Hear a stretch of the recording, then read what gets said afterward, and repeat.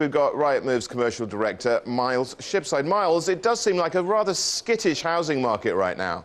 That's right. It's seemingly illogical against all the poor market fundamentals that new sellers coming to the market after the summer break should actually put their prices up when we all know that mortgage availability is deteriorating and the number of properties for sale is increasing. But we've been keeping records of new sellers' asking prices for the last 10 years now, and every October we've actually seen a rise in their asking prices as they try and make the most of the autumn selling season. So it shows that in spite of the economic difficulties we're going through, they're finding it hard to adjust to the new market and the different fundamentals that are a lot tougher than the last 10 years when they've been used to putting their prices up every October.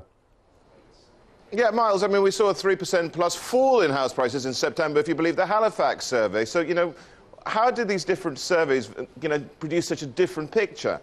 Well, the Halifax looks at a pretty small sample because it's just mortgages that they've granted.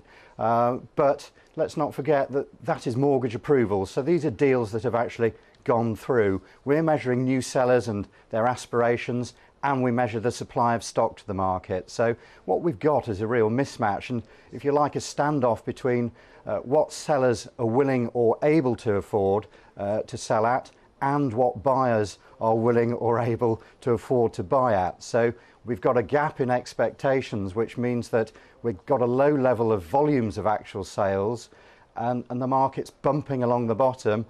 But until there's a meeting of minds between sellers and buyers, the number of transactions will remain low. Yeah, you say you're bumping along the bottom, but isn't there the chance, as Ernst & Young is at the moment saying, that we could be headed for another down leg coming through as the age of austerity starts to bite? Well, obviously, we're going to have the reality of the comprehensive spending review in a few days. That may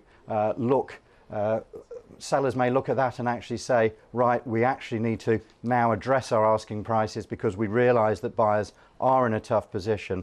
But the real thing that forces down prices is forced sales and sellers having to sell. And with low interest rates at the moment, a lot of people that are perhaps on the financial edge are able to keep themselves in their properties, and therefore we're not getting the number of forced sellers. So at the moment, sellers are able to try for a higher price, and buyers are able to look around for those sellers that are able to price realistically, and they're the few deals that are going through.